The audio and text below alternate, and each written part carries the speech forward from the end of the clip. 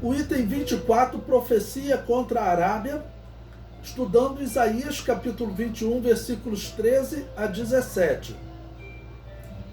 O versículo 15 diz: por que fogem diante das espadas? Os arábios haviam se juntado aos filisteus para saquearem Israel. Vamos ler 2 Crônicas capítulo 21, versículo 16.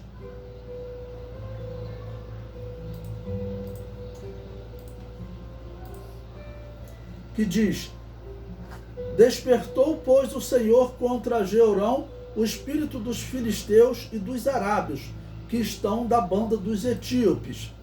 Eles subiram a Judá e deram sobre ela, e levaram toda a fazenda que se achou na casa do rei, como também a seus filhos e as suas mulheres, de modo que não deixaram filho, senão a Jeoacás, o mais moço de seus filhos. Então os arábios, eles, o termo arábios, significa, alguns chamam de deserto, a palavra significaria deserto, mas outros também dizem que a palavra significa peregrino. Os árabes, eles eram misturados, podemos dizer que eles eram descendentes, né, de Abraão, sendo que não através de Isaac, mas através de Ismael. Mas segundo o livro de Gênesis, teve um homem que teve 13 filhos e que habitou naquela região, um homem chamado Jequitã. Vocês podem ler a história dele lá em Gênesis capítulo 10, versículo 26 a 30. Ele que teria habitado aquela região. E é interessante isso, a Bíblia citar um homem que teve 13 filhos e habitou naquela região, porque até hoje o mundo árabe ele se destaca pela grande quantidade de filhos, as famílias bem grandes que eles tinham, né? Porque homem naquela época era um sinal de mão de obra para trabalhar, para guerrear, para produzir alguma coisa, né? Então eles davam maior preferência ao nascimento de meninos. Bom, nessa época os árabes, eles, como todos os outros povos, eles eram politeístas. Os árabes hoje, eles são monoteístas por causa de Maomé.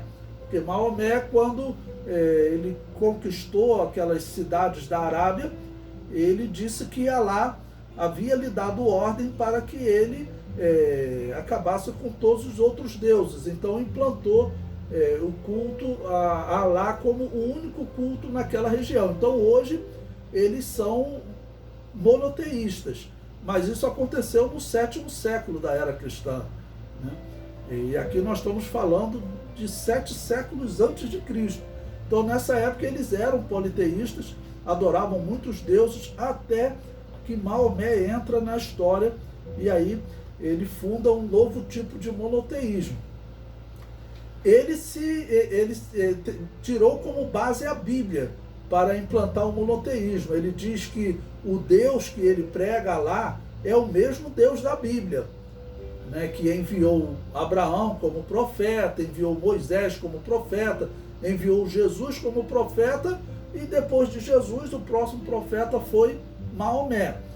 Mas na verdade o que ele fez foi implantar um ateísmo, um monoteísmo na base da força, né? Ok? E alterando, né, aquele culto que eles tinham naquela região, enquanto o monoteísmo hebraico ele é diferente. O monoteísmo hebraico ele conta a história desde o princípio, né, afirmando que havia um só Deus, e já os islâmicos não. Aquilo foi implantado no meio do caminho, fazendo uso do texto bíblico. Eu digo isso porque entre os hebreus nós temos uma literatura pelo menos de 3.500 anos atrás, quando a Bíblia começa a ser escrita por Moisés. E já a literatura islâmica, ela é de 1.300 anos atrás. Tá bom? Então, olha, 3.500 para 1.300 anos atrás. Então, por isso que o monoteísmo judaico, vamos assim considerar, poderia ser definido como um monoteísmo mais autêntico.